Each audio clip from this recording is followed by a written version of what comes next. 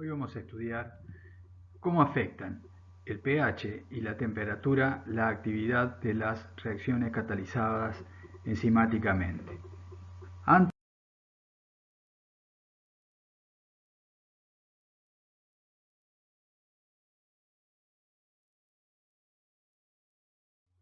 Recordemos entonces que la velocidad dependía de una manera hiperbólica de la concentración del sustrato. A medida que la concentración de sustrato aumenta, los sitios de unión para el mismo en la enzima se van saturando y la velocidad tiende a un máximo que se conoce como Vmax o velocidad máxima, y que la concentración de sustrato que es necesaria para obtener la mitad de esa velocidad máxima es un parámetro cinético que se conoce como constante de Michaelis. Justamente la ecuación que está descrita allí es la que derivaron Michaelis y Menten en 1912. Gran parte del valor científico que tiene el trabajo que realizaron Michaelis y Menten se desprende de que ellos utilizaron condiciones iniciales para realizar sus cálculos de actividad. En condiciones iniciales tenemos que prácticamente nada del sustrato se ha consumido y que prácticamente nada del producto ha aparecido, por lo cual se pueden eliminar errores debido a que aparezca una reacción inversa o que el producto sea inestable y dé una señal falsa cuando se está leyendo, si es eso lo que estuviéramos determinando, como era el caso de Michaelis y Menten. Fíjense allí que para una de las líneas, la línea número 5, cuando comienzan el experimento a tiempo cero, tenían una pendiente con una elevación relativamente alta. Y fíjense que ya para los 120 minutos, ahí esa línea roja que es la tangente a la curva, ya no es más una recta, en cambio tiene una pendiente muchísimo menor. La pendiente es muchísimo menor y por lo tanto la velocidad es menor. Eso se debe a que por el elevado tiempo de reacción, el sustrato se va consumiendo y por lo tanto la enzima disminuye la velocidad con que cataliza la reacción al ir desaturándose sus sitios. Fíjense que cuando se usa una cantidad muy elevada de sacarosa, allí el trazo amarillo muestra que la pendiente a tiempo cero se mantiene perfectamente luego de 60 o 70 minutos. Era una reacción que se comporta en forma lineal. La actividad en función del tiempo es lineal, justamente porque hay una elevada concentración de sustrato. Esta es otra forma que se podría visualizar la pérdida de linealidad.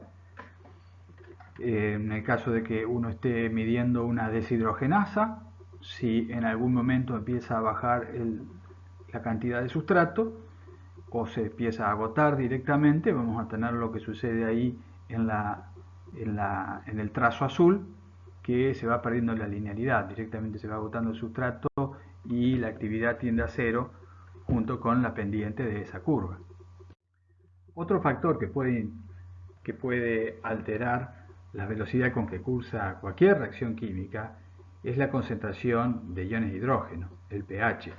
El pH tiene mucho que ver con las reacciones y va a afectar particularmente aquellas en que existan, los reactivos sean especies cargadas, protonables o no, porque va a alterar el equilibrio, la forma en que se distribuyen las formas protonadas y las desprotonadas.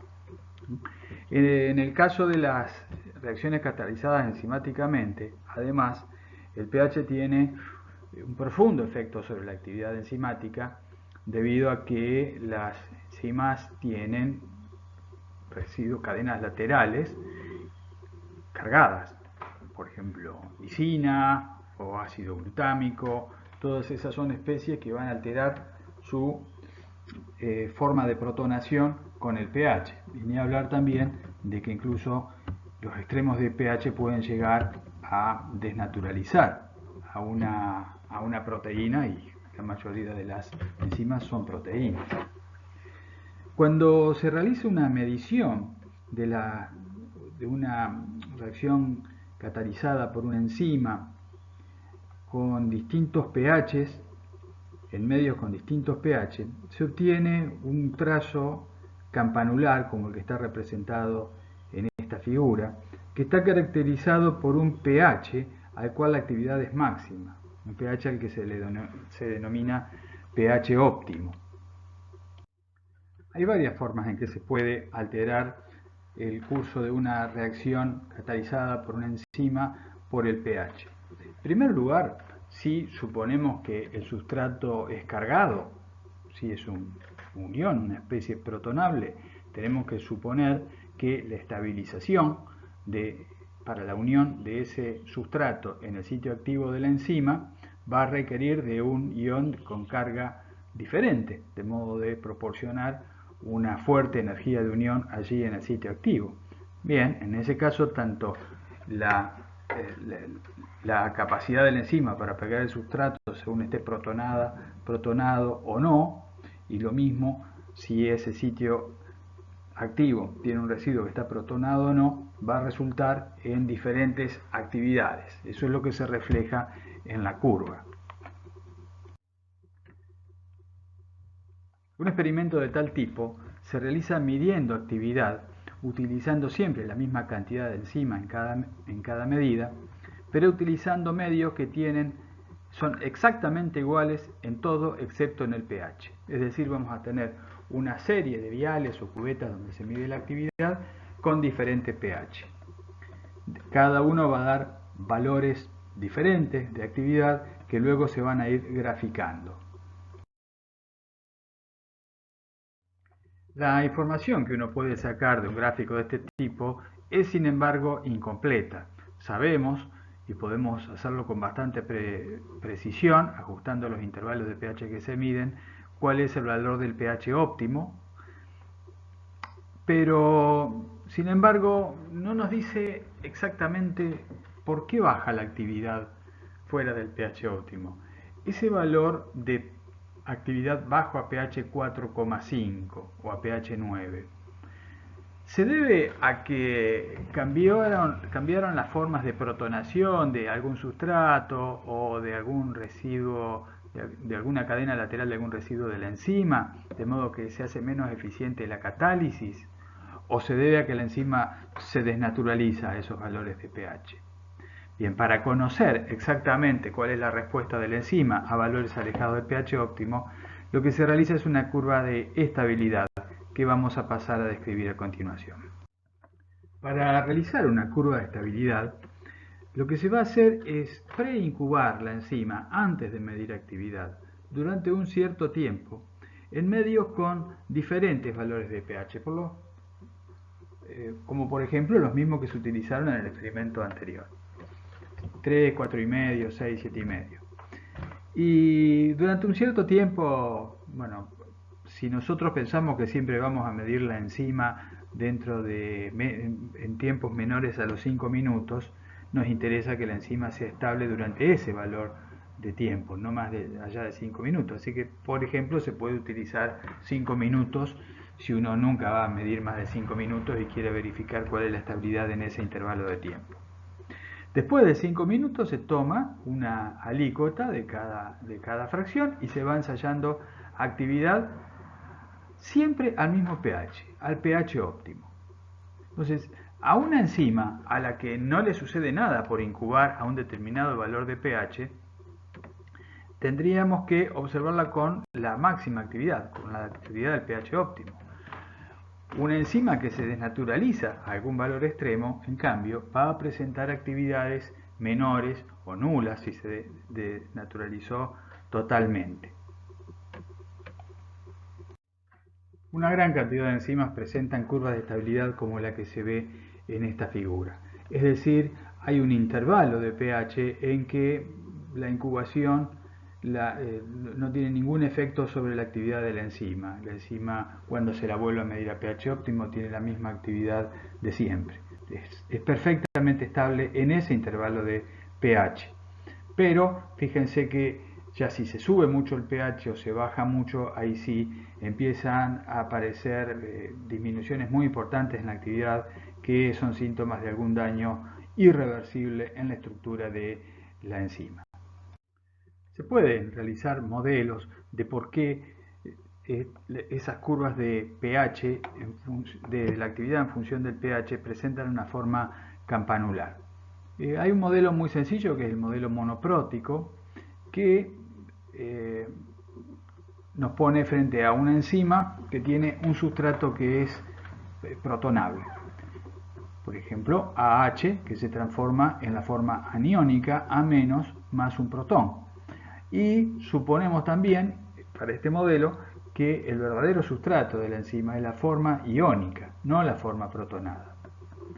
Entonces, está claro que la cantidad de sustrato que hay va a variar según el pH, de acuerdo con la ecuación de Henderson-Hasselbalch, que dice que el pH es igual al pKa, a una constante propia para cada reacción de protonación, más el logaritmo del cociente entre la forma aniónica y la forma protonada.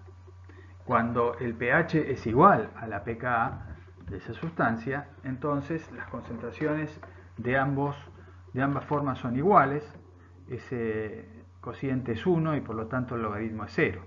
pH es igual al pKa. Y vemos que por cada unidad que se mueva el pH, las relaciones entre la forma protonada y la desprotonada se van a ir afectando por un factor de 10. De esta manera, si se hiciera una titulación tanto de la enzima como del sustrato, es decir, si fuéramos variando el pH y examinando cuánto de cada forma iónica correcta hay, es decir, para que la reacción curse no solo tiene que estar el sustrato en su forma aniónica A-, sino que la enzima tiene que estar protonada para poder ofrecer un balance de la carga que va a entrar a ese sitio activo. Es evidente que a medida que aumente el pH, la enzima se va a ir desprotonando. Es el trazo rojo, es decir, va a ir disminuyendo la cantidad de enzima que está en la forma correcta. Como es una fracción, el máximo es 1 y el mínimo es 0. 1 es cuando toda la enzima está protonada. Y lo opuesto pasa para el sustrato. El sustrato, a medida que aumenta el pH, se va desprotonando cada vez más y va ofreciendo la forma correcta. De esta manera, lo que nos dice este gráfico es que jamás podemos tener un 100% ni de la enzima ni del sustrato en su forma iónica correcta.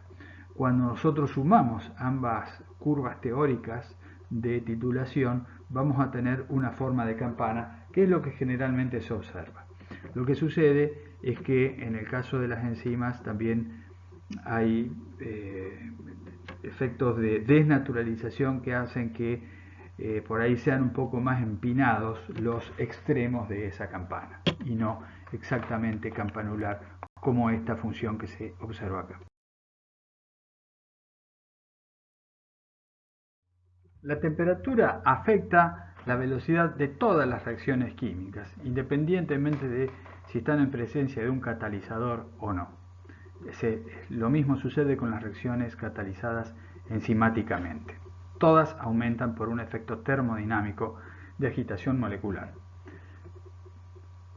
Si midiéramos la actividad de una reacción catalizada enzimáticamente en función de la temperatura, obtendríamos gráficos como el de la figura.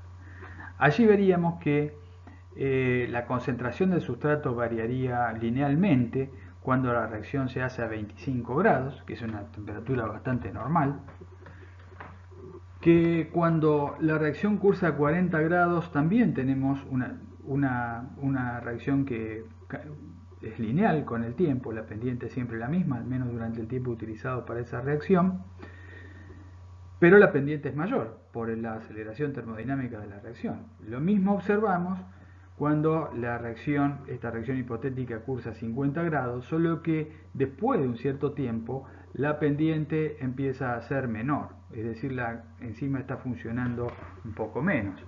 Tanto a 60 como a 70 grados vemos que las pendientes iniciales son cada vez mayores, pero que empieza antes a perderse la linealidad y ya cuando llegamos a 80 grados vemos que en un cierto tiempo ya la pendiente directamente tiende a cero, y eso seguramente se debe a un fenómeno de desnaturalización.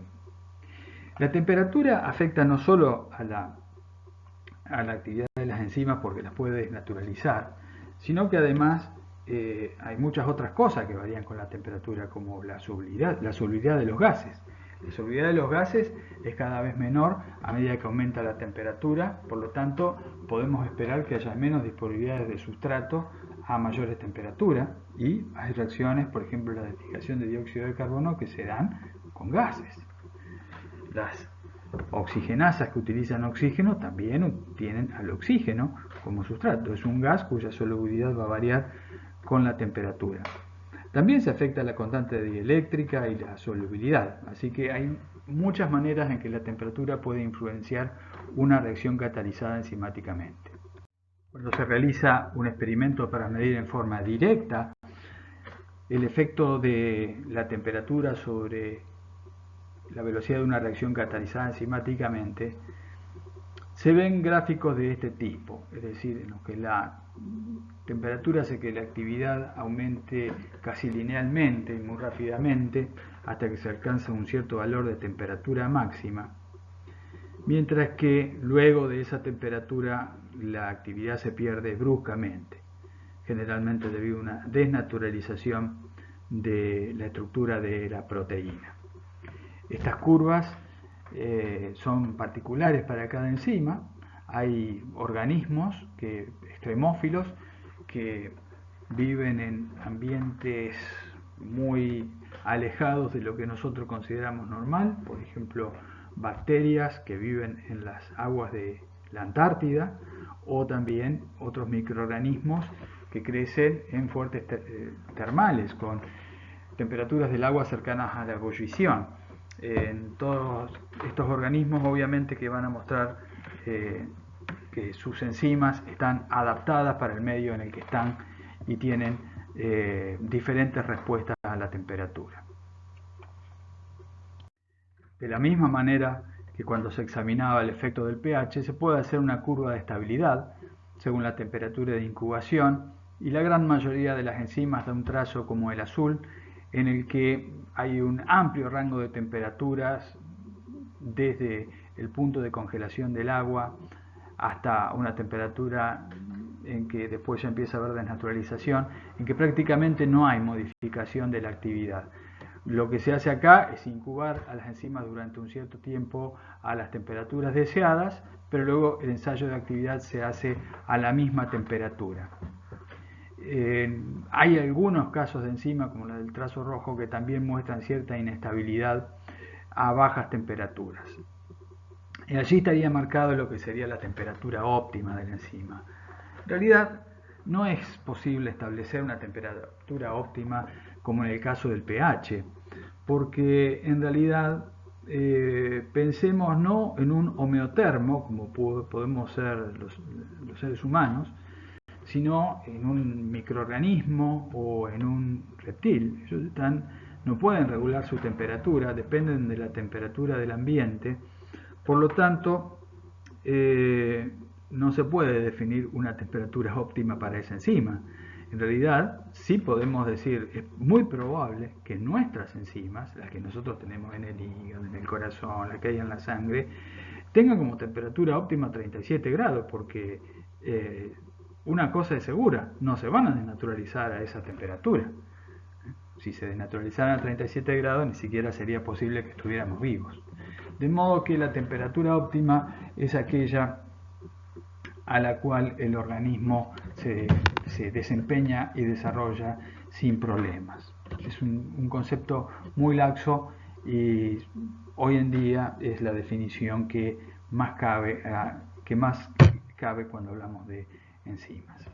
Para terminar esta clase, entonces, o esta parte de la clase, tenemos que recalcar que, siendo el pH y la temperatura factores que afectan tanto a la actividad de las enzimas, para tener medidas de actividad enzimática que sean siempre representativas, que siempre digan lo mismo, que se puedan compartir con otro laboratorio, o que todas las personas que miran los datos los interpreten de la misma manera, es necesario establecer dentro de las condiciones óptimas de medida valores de pH y temperatura que sepamos que no afectan la actividad enzimática durante el tiempo en que se demora en hacer un ensayo o aún más.